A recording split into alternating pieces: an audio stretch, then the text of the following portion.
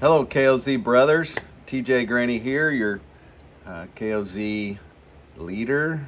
Coming to you from the new KOZ World Ranch headquarters in Smithville, Texas.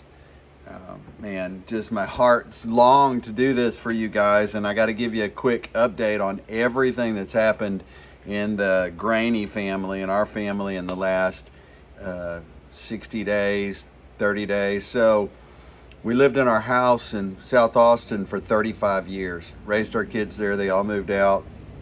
Never thought of living anywhere else. I mean, I had just finished putting in new AC, new paint, new roof, and then God called us out of there. And so we found a little place about 30 minutes east of Austin in a small town called Smithville, Texas, where we bought a small barn dominium. But the thing about this whole time is, so we just came off of the World Gala. So that's where we raise the biggest amount of money for the ministry every year. A lot of y'all come in and spend time with us in Texas. And so Mrs. Graney was planning that. Her mother came down with cancer. On Easter Sunday, they took her to the emergency room, and she never got better after that. Our daughter is in the last 30 days of having a baby. So I got a granddaughter coming.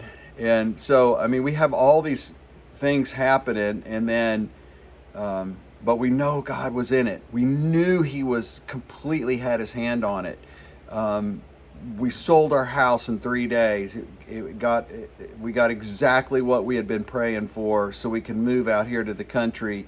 And about a week ago, my wife's mother passed on the same day we went to our house of 35 years and picked up the last 2 boxes and came out here. So, a lot going on here, but we know God's hand is in it. We just absolutely know that. It doesn't make it easier to leave and change like that after 35 years in the same house. And just the emotions behind that, it was powerful. For my wife to lose her mother, it's a powerful thing for a daughter to lose her mother, especially her. They were so close. I mean, talked on the phone every day, if not several times a day. She lived near us. A granddaughter coming, another grandchild coming, home run. That's a bright spot. And then just trying to figure out, okay, now we're out here, we're on this small farm, and there's all kinds of work to be done. You think mowing the lawns a lot. So anyway, I'm inviting all y'all to come to Smithville, Texas and stay at the farm and work a couple of days, and it's going to be healthy. But anyway, I wanted to catch up on that because I haven't been real good about communicating with you guys. And Rick and I want to continue to do that. We just had the HTL weekend in Virginia, which was super powerful. We had 10 KOZ leaders show up for the event, and it was spectacular. And every time we get together and we talk about ideas and what God's doing in the ministry, we grow stronger. And there's 2 more of them coming up, so be watching. One in Texas and one in Missouri, I think, is where we're going to do the other one. So be watching for those. We really are praying that you guys can be a part of those. I want to talk about the curriculum for this month. One of my favorite ones. It's Savage, Beast, and Pray Month. Savage, Beast, and Pray Month.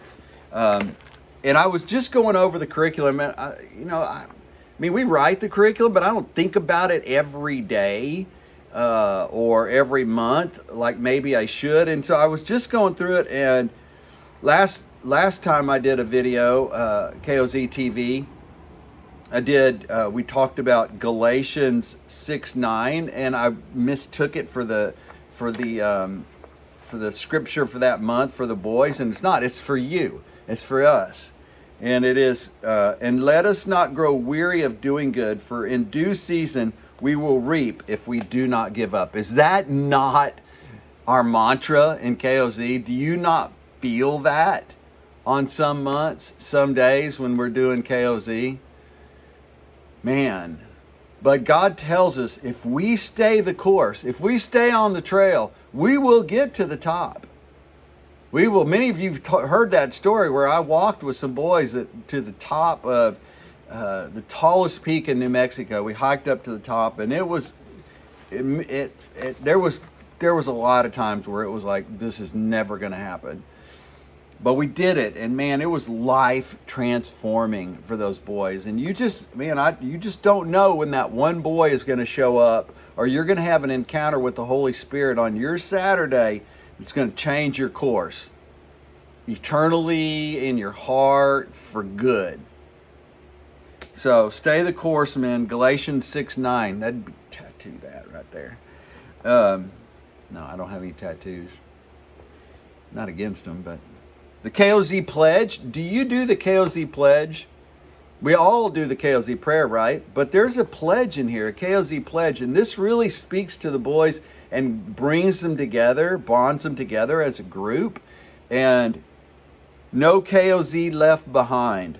I solemnly pledge under oath that I will never leave my KOZ brothers behind. I will always be kind to them. Help them when they look like they have too much. Run to them when they yell for help. Give them the best seat and the first chance at everything. They are my brothers. We fight trouble together.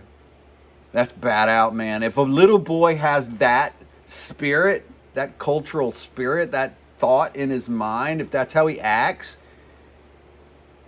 he's going to be a rock star. He's going to be a hero to a ton of people, including his own heart. So don't forget the KOZ pledge. Even spend some time talking about it. Predator, wild, mean, real. My son-in-law is a predator hunter. He loves predator hunting. Done some of it myself. I love it. I love the idea of mountain lions and coyotes and bear and wolves and all that kind of stuff. Lions and tigers and bears. And there's so much you can do there. And I'm not going to go through all the curriculum, but there is a lot of opportunity here for you to really speak into the stuff. You know, Don Disco, one of our HTLs from the very beginning, Don always said, we have to have the element of extreme incorporated in this. And that is so true, because what the boys are watching on that little video screen on their hand, you know, whether it's pornography or Red Bull run down a mountain on a bike, the adrenaline level, the high intensity level. If we just say, okay, boys, well, we're gonna sit around and we're gonna color, it's not gonna get their attention. You'll lose them quick. So think extreme. You know, tell some extreme stories. Then I underlined here, do you know any grown-ups who act so, take in the extreme about predators and how Satan comes in and sneaks into the lives of the boys and into our lives, and perverts good to bad, or brings something that looks good on the outside but is bad when you really take a look at what it is. And one of the bullet points is, do you know any grown-ups who act one way around people but another when it's just you and your family? And there's in parentheses it says careful here. And what I'm talking about is there may be a boyfriend or a father that comes in and out. Maybe he's drunk, or maybe even it's a mom, a single mom, or maybe there's a brother, an older brother, or somebody that just, they're, you know, kind of the Eddie Haskell. They're just like, oh, hi, how are you? But behind the scenes, man, they are just this tornado of anger and demolishment and diminishment in the family. And so you have to be careful about that, but be sensitive of that, because there may be some boys out there experiencing that, and that's the evil coming in. He's coming in, sneaking in on their hearts, into their lives, and they're dealing with it. And anyway, and then it says, do you have a side that you may be a wolf in sheep's clothing? And that may be a chance for you guys to really ask Jesus, how do I communicate this to my boys? Do you have something for me to communicate here, Jesus, about a boy who just has bursts of anger, or something that's going on with him? And why is that? And we know that boys have that. We have boys, you've had them in your group, that get angry because they're just frustrated. Their dad didn't pick them up 2 weeks ago, and it comes out at your Saturday when you're just trying to have a conversation, or they just punch one of their KOZ buddies because of something that's going on the side. But be sensitive to that. Sheep in wolf's clothing, or wolf in sheep's clothing, a predator preying on our boys' hearts. It's a real thing. Have you guys used the new Bibles? One of the things KOZ leader Tommy Thompson talked about in an email to me recently, said, man, we need to be pushing in to get these older boys to know how to share the gospel.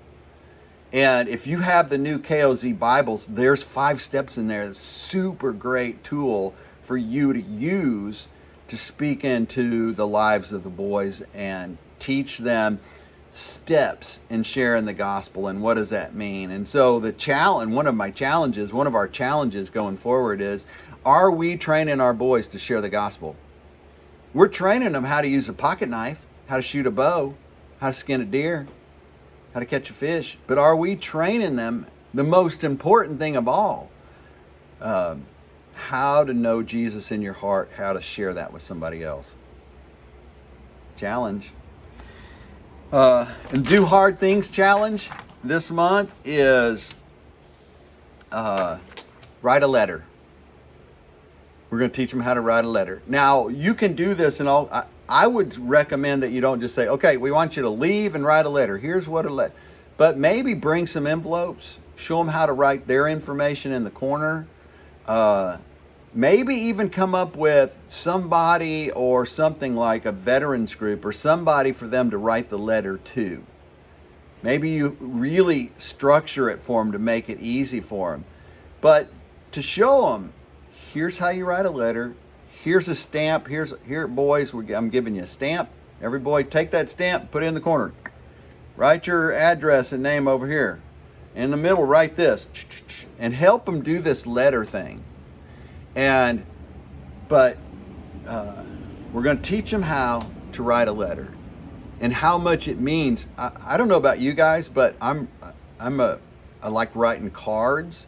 And after summer camp, we'll have 15, 20 boys at summer camp. I handwrite each one of them a card or a letter. And it's powerful. It's powerful. I hear back from the parents going like, man, that's sitting next to his bed. It's nothing special, but we want to teach them how to do that and how to use that tool. And it's a blessing. And then find out how they felt after they wrote it. Final thoughts. It's June. And it's Father's Day. And man, I can go off on Father's Day. The way churches handle it, the way the community handles it. Culturally, half our little boys do not have a father in their house. They're angry, they're upset, they're confused. That's why we have KOZ. Culturally, Father's Day. Yes, honor a man who sticks it out as a father. Good job, Dad. You're kicking tail. But half the little boys in our church audience don't have a dad. And you want to introduce them to, and you've heard me say this 100 times, But I'm challenging you guys, have a conversation with your boys. Have a conversation with your pastor about the service on Father's Day. And to remember that half of the little boys, the reason you have KOZ in your church is because there's half those little boys don't have a dad in the house. And if you're going to do an event, a men's event, father-son event, I don't want to be all woke about this because I'm not. But can you really draw a boy in who doesn't have a dad, who probably needs it worse than the boy who does have a dad, to a father-son camp out? Is there a different way to call it? Something different? So that boy feels like he can be a part of? Are there some men there that can mentor it? You guys are doing it. I'm just saying it's Father's Day, and the story is about the nun who got a call from or got a letter from an inmate in prison that said, would you please send me a Mother's Day card? I want to send my mom a Mother's Day card. And she thought, well, wow, if he wants one, what if I sent 100 of them? So 100 men got Mother's Day cards. And so she sent them with stamps and everything, and they all got used. And there was guys asking for more and more and more and more. Every inmate wanted a Mother's Day card. And then come June, it was Father's Day, and she thought ahead, hey, I'm going to get 500 Father's Day cards, 500 envelopes, and she sent them all to prison. And well, after Father's Day, she got the box back, and it was never opened. Nobody wanted a Father's Day card because all those men were wounded from not having a dad. It's not Mother's Day. It's a different deal. It is critical, but there's so much, and it's why we do KOZ. And this is this can be your month. This is June. This is Father's Day. This is fathering the fatherless. So, guys, man, I love you. Rick and I just care so much about you. Mrs. Graney and I care so much about y'all. Martha McGee, the staff at the office. We're moving to Smithville, Texas. You'll see some address changes. You'll see some new stuff. Working on our new office there. We want to see you guys come visit us. If you can ever come to Texas, we want you to come visit us. Look it up, Smithville, Texas. Cool place. We love you guys. If there's anything you need at all, you know where we are. Brand new t-shirts now. We got these brand new t-shirts. And if you haven't seen the new posters, we got these brand new posters. They're 2 foot by 3 foot posters, and they're a KOZ boy on a cliff. And we got these brand new posters for your boys, and hopefully we'll have them in the store soon. Want to encourage you to get them for your boys. They're fantastic. Get the Bibles. Stay on the store. If you need anything, call the office, 512-292-1113, 512-292-1113. All right. Jesus, I just thank you for these guys, Lord. I just thank you for the hearts of these guys, Lord, that they're stepping into the front lines, Lord, of this fight. And as we go into June, Lord, as we go into Father's Day, the month of Father's Day, Lord, I just pray that you just give these men words, Lord. I pray that you bring the boys who desperately long for a man in their lives. Bring those boys to our KOZ groups, Lord. Bring those boys to these men so they can shepherd them, Lord, so they can love on them, so they can train them up in the way they should go, so when they get old, they will not depart from it. All right, guys, love you. See you soon. Shoot me a note if you need me.